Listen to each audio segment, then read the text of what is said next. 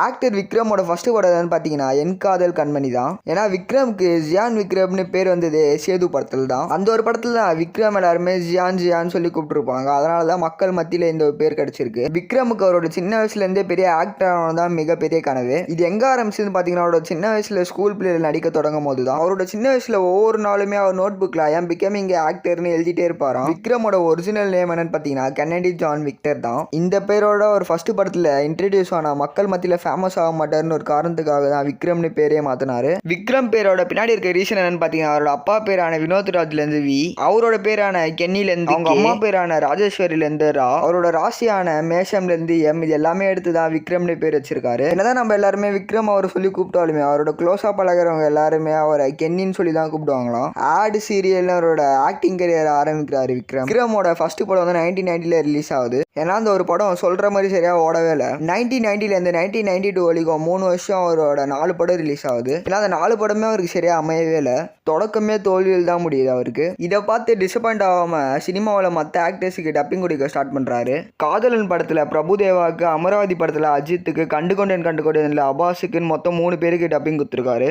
மணிரத்னம் டைரக்ஷனில் ரிலீஸ் ஆன படம் தான் பாம்பே. இந்த ஒரு படத்தில் ஃபர்ஸ்ட் விக்ரம் தான் நடிக்கிற மாதிரி இருந்துச்சு. ஏன்னா அவரே அந்த ஒரு வாய்ப்பை கெடுத்துட்டாரு தான் சொல்லி ஆகணும். அதுக்கப்புறம் பாம்பே படம் ரிலீஸ் ஆகி பிளாக் பஸ்டர் ஆகிட்டாம. இதை நினச்சி விக்ரம் 2 மாசமா செம்மையா ஃபீல் பண்ணியிருந்தாரு. விக்ரம் மட்டும் பாம்பே படத்தில் நடிச்சிருந்தாரு. நான் எதிர்பார்த்த சக்ஸஸ் வந்து அவர் முதலே கிடைச்சிருக்கும் தான் சொல்லி ஆகணும். ஏன்னா அந்த ஒரு படத்தை அவர் மிஸ் பண்ணிட்டாரு. 1990 1998 ரிலீஸ் ஆன எல்லா விக்ரம் படமே ஒரு ஃபிளாப்பான மூவியாக தான் அமைஞ்சுது. அவர் ஆக்டிங் வந்து 8 வருஷமா எந்த ஒரு நல்ல படமா அவருக்கு அமையவே இல்லை. 1999 விக்ரம் மொத்தம் 2 படம் ரிலீஸ் ஆகுது, ஹவுஸ்ஃபுல் சேதுன்ட்டு. இதுல ஹவுஸ்ஃபுல் படம் வந்து பார்த்திபனோட ஆக்டிங் அப்புறம் டைரக்ஷன்ல ரிலீஸ் ஆகுது. ஏன்னா இந்த ஒரு படத்துல விக்ரம் வந்து ஒரு சப்போர்ட்டிங் ரோல் தான் நடிக்கிறாரு. விக்ரம் நடிச்சு ஒரு ஃபர்ஸ்ட் ஹிட்டான படமா அமைது இந்த ஒரு படம். அந்த வருஷம் ரிலீஸ் ஆன சேது படம் கூட ஒரு செம்ம ஹிட்டான படம் தான். சேது படத்துல தான் விக்ரமுக்கு ஜியான் விக்ரம்னு ஒரு பேரே வந்துச்சு. இந்த ஒரு வருஷத்துல அவருக்கு 2வது ஹிட் படமா இந்த ஒரு படம் அமைஞ்சது. விக்ரமோட சேது படத்துல வெயிட் லாஸ் பண்றதுக்காக நிறைய எஃபர்ட்ஸ்லாம் போட்டிருக்காரு. விக்ரம் சேது படத்துல நடிக்கும் போது வெயிட் லாஸ் பண்ணணுன்ற ஒரு காரணத்துக்காக ஒரு நாளைக்கு வந்து ஒரு பிளைன் சப்பாத்தி, பீட்ரூட் ஜூஸ்க்கு அப்புறமா முட்டை தான் சாப்பிடுவாராம். அப்புறம் 8 கிலோமீட்டர் ஷூட்டிங் ஸ்பாட்டுக்கு வெறும் வாக்கிங் மூலமா தான் வருவாராம்.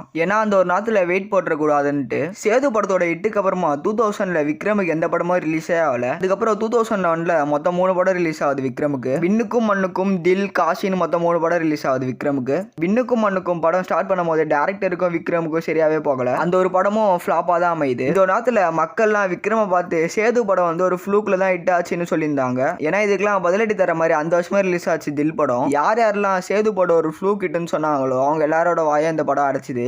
சேது படத்துல எப்படி வெயிட் லாஸ் பண்றதுக்காக விக்ரம் சரியா சாப்பிடலையோ, ஏன்னா இங்க தில் படத்துல ஃபுல்லாவே ஆப்போசிட் தான் சொல்லி ஆகணும். ஏன் சொல்றேன் பாத்தீங்கன்னா இந்த ஒரு படத்துல வெயிட் பில்ட் பண்றதுக்காக ஒரே நாள் 25 முட்டை அதுக்கப்புறமா ஒரு முழு கோழியை சாப்பிட்டுருக்காரு. காசி படத்துல விக்ரம் வந்து ஒரு டிஃப்ரெண்டான ஒரு ரோல் பண்ணிருப்பாரு. காசி படமும் ஒரு சம பிளாக் பஸ்டர் ஹிட் ஆமா இது விக்ரமுக்கு. இந்த ஒரு படத்தை பார்த்த பிரஸ் அதுக்கப்புறம் மக்கள் என்ன சொல்ல ஆரம்பிச்சாங்க பாத்தீங்கன்னா விக்ரம கமல் கூட வச்சு கம்பேர் பண்ணி பேச ஆரம்பிச்சாங்க. ஏன் அந்த மாதிரி சொல்றேன்னு பாத்தீங்கன்னா கமல் வந்து டிஃப்ரெண்டான நிறைய ரோல்லாம் நடிச்சிருக்காரு. அதனாலதான் கமல் கூட விக்ரம கம்பேர் பண்ணி பேசுறாங்க. நிறைய ஆடியன்ஸ் வந்து விக்ரம் என்ன சொன்னான்னு பாத்தீங்கன்னா அடுத்த கமலஹாசன் தான் சொல்லியிருந்தாங்க.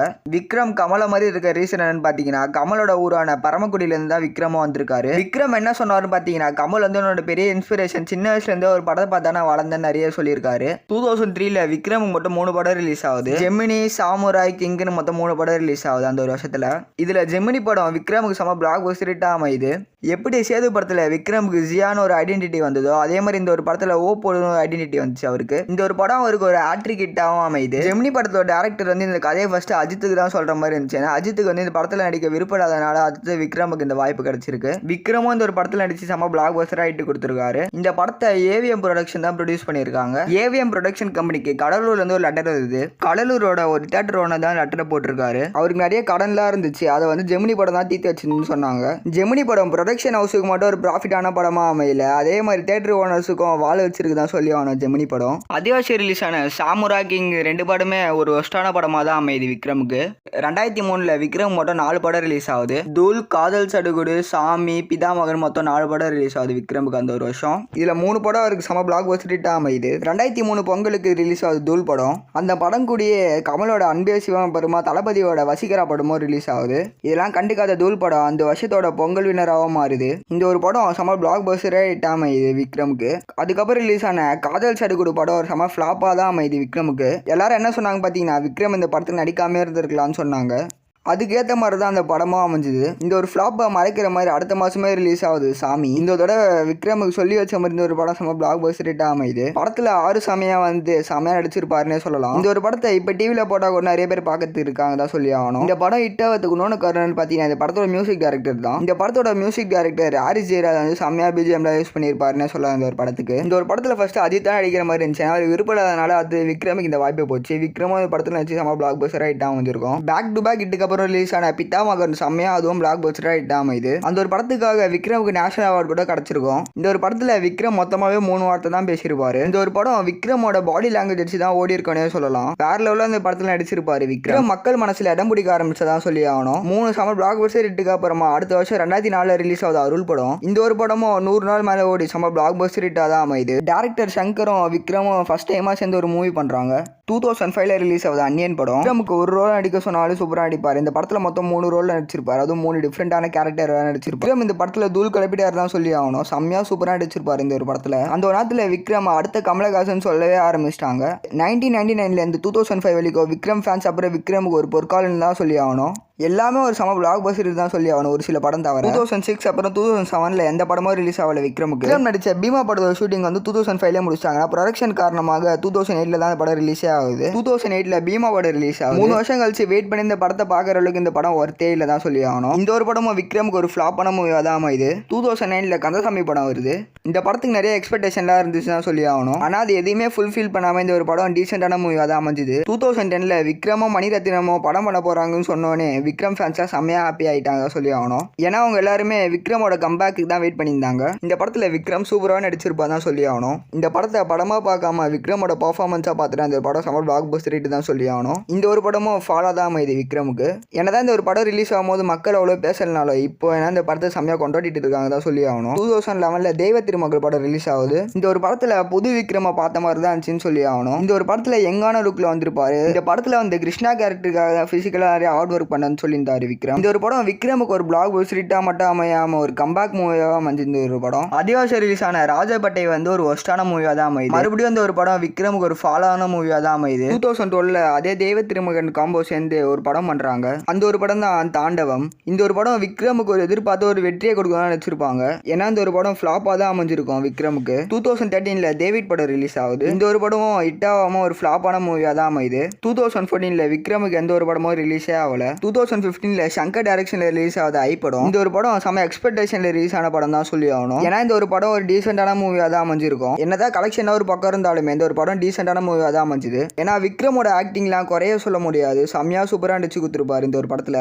டிஃப்ரெண்டான கேரக்டர்ஸ்ல சூப்பராகவே நடிச்சு கொடுத்துருப்பாரு விக்ரம் இந்த ஒரு படத்தில். 2016 2019 ரிலீஸ் ஆன விக்ரம் படம் ஒன்று கூட நல்லாவே போல, எல்லாமே ஃபிளாப்பாக தான் அமைஞ்சுது. அந்த ஒரு வருஷங்களில் ரிலீஸ் ஆன 10 என்றதுக்குள்ள சாமி ஸ்கொயர், ஸ்கெட்சு, கடரம் கொண்டான், இருமுகன் இந்த ஒரு எல்லா படமே ஒரு ஃப்ளாப்பான மூவியாக தான் அமைஞ்சுது விக்ரமுக்கு.